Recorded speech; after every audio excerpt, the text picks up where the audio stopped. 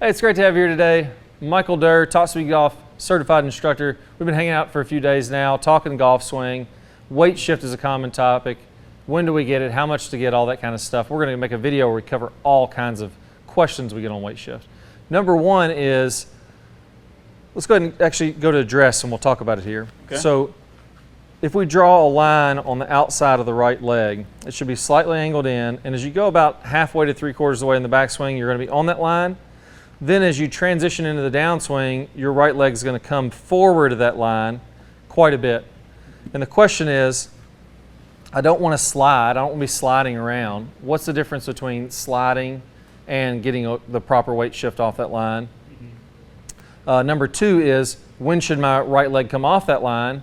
And then number three is how much. So let's cover all three of those. Okay. First, let's go over what is the proper weight shift versus a slide. Okay. So to understand this can be understood pretty simply if we understand the setup and the midline. Okay. And then again, that line right off the back leg. So the difference between a slide and a correct weight shift is what we're going over.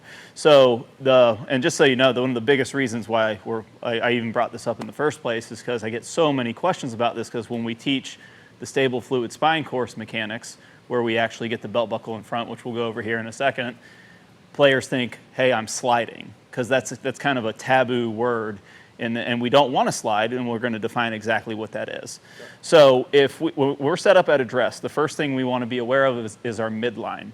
So our midline is going to bisect our body straight up out of the ground. So the easiest way to understand the midline is we draw a line that's going to split our feet equal distance. So if I have 2 feet of distance between my feet, just for round numbers, I want that to be 1 foot off of each foot. So just basically dead center of the stance, dead center of the stance, but using the feet as a reference point, and that line's drawn straight up out of the ground, and that's our midline. Now at address, we actually want this back leg to be at a little bit of an angle. The way that we do that is we get into the proper setup, which is we're going to bump that belt buckle just in front of the midline. Number one mistake is trying to do too much. I always tell my online students, put it 1 inch in front of the midline, or just bump your belt buckle over 1 inch. Or another easy visual is have the edge of your belt buckle touching the outside of the midline, because it's just a small bump, and then you can put your lower half in a perfect spot. And then what you want to do is get your nose behind the midline, and then you have a soft angle away from the target at address.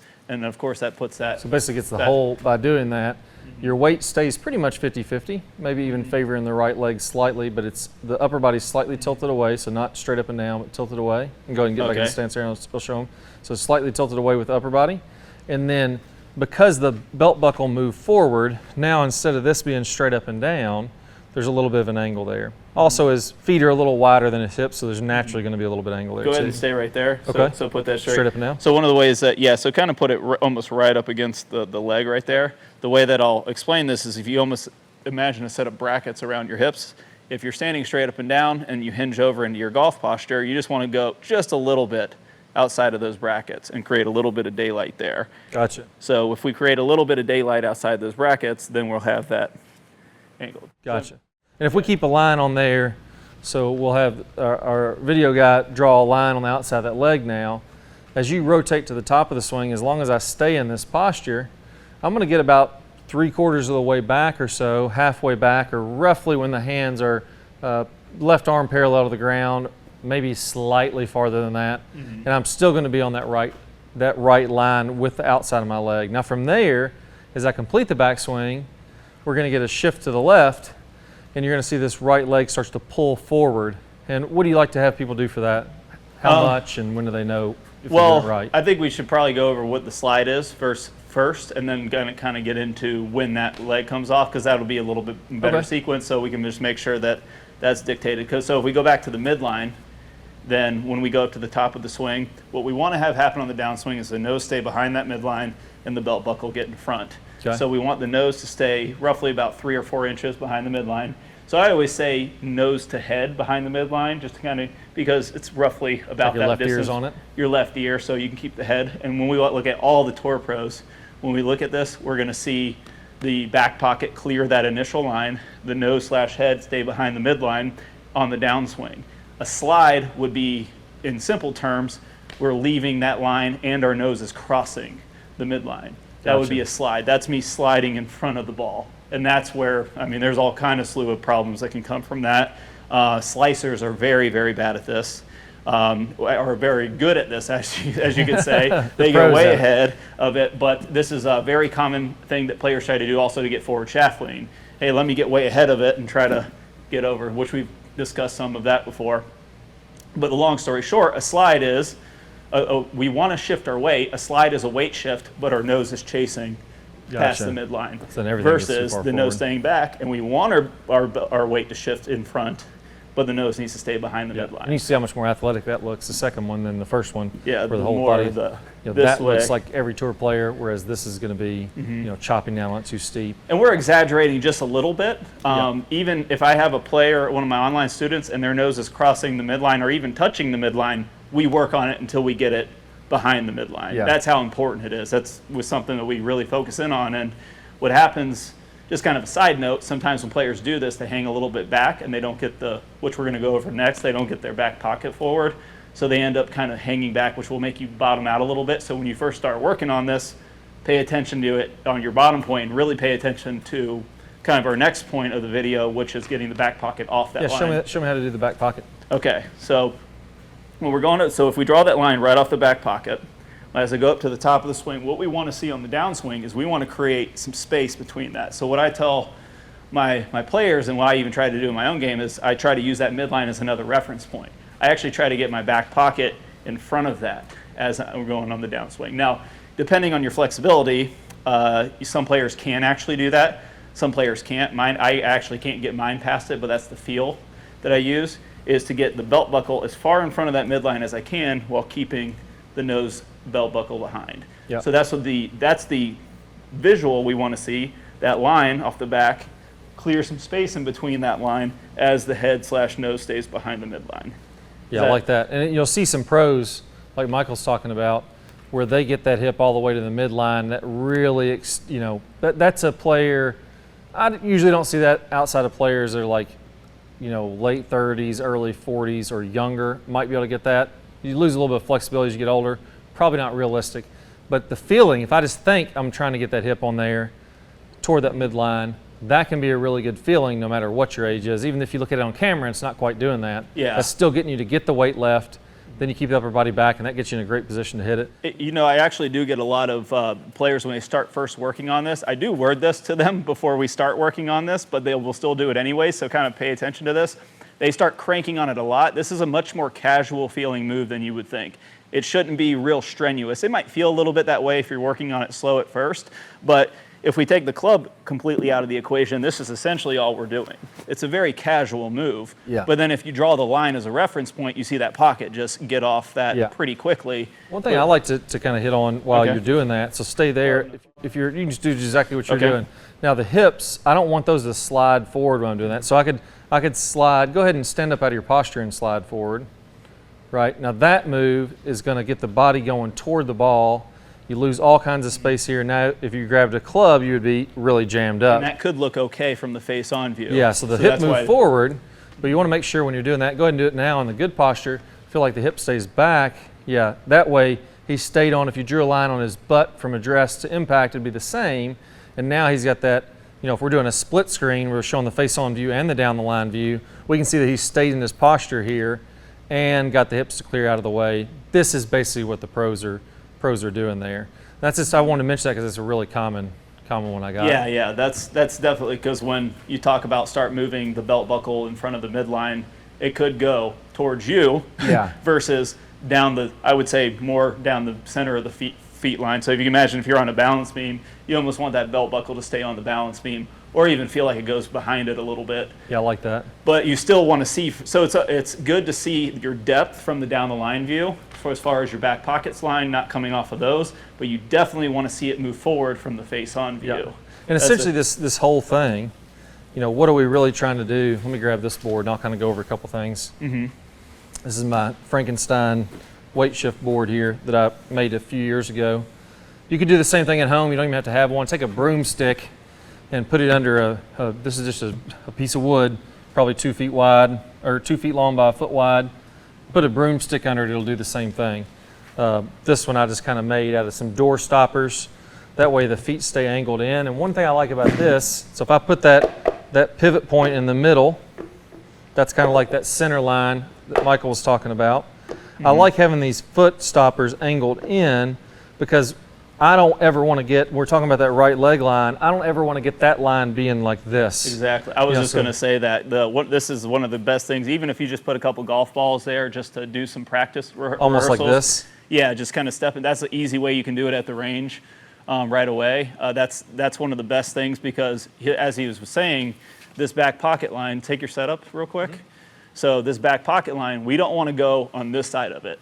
I don't want to start doing that. I see this every single day, especially. Then it's, talk about hard to get back to the left. Oh, yeah. If I'm over here and I've already gone 4 more inches that way, then trying to get back to the left, it's like. So think you're doubling the amount of space. I actually explain this a lot too as well. So I want to make sure they get a really good visual on this. So say his back pocket has to travel 6 inches forward to be ideal weight shift, right? So now go ahead and take a backswing where you do it incorrectly. And let's say he goes 6 inches back this way. Now he's got to travel a foot. And the amount of time it takes to get down to the ball, which is pretty much no time at all, that's a long ways to go. So if you're swaying, this would be a hip sway, right? Yeah. If you're swaying outside that line, you're doubling, or every inch you go outside that line, you're pretty much making it that much harder to get your weight onto your front side. I'd even argue it's impossible because you got a quarter second for the downswing. Yeah, it's so fast. You know, and then you feel like, well, I can't get my weight to my left. Well, maybe it's impossible because I've gotten there. So I like these angled in. Not that you're going to make one of these, but if you did, this is why I made it like I did. These door stoppers are angled in to keep my weight from doing that. So as I like to do this when I start out, I'll actually start out with my weight on the left side of the teeter-totter. So it's the right side, that's the left side. I'll start with it on the left side. I'll shift it to the right before I ever take my backswing because you really want that weight shift going to the right away. Then I'll be here about halfway back and my weight will still be on this right side. Now from there, it needs to shift over to the left before I start my downswing. So basically it look like this. Here's the start of the swing, just a gentle little teeter-totter to the right to get started. Then I'm here, then I'm getting back to the left. And when I get back to the left, notice how my hips go forward. When I do that, then I'm gonna go in my downswing. Now one thing I liked on this too when I made this little board is I angled these open. You see that these are straight ahead. These are angled open because I like that foot to be a little bit, that front foot to be angled open slightly. And I think that really promotes getting the hips cleared out of the way. So if I was gonna hit little shots on this, it would just look like this. Start left, I'll get a little tilt to start it out. And it's gonna wanna slide a little bit because it's not outside on the grass, this is on a mat. But you'll notice how my weight starts to get to the left. I'll even slow it down a little bit so you can see better. I'll be here, and then I'm gonna go through. So I'm basically getting that weight to shift to the left, that hip to come forward, and then I'm gonna swing down. And again, I wanna reiterate real quick while you're doing this. Go ahead and don't take a backswing and whack me, but if you shift forward, go ahead and shift forward. Okay. All right, start over one more time. So if we mark where his back pocket is, now shift forward. Oh, so go ahead on and the just right shift foot. forward. I just want to show him the distance. You can see how much distance he's creating.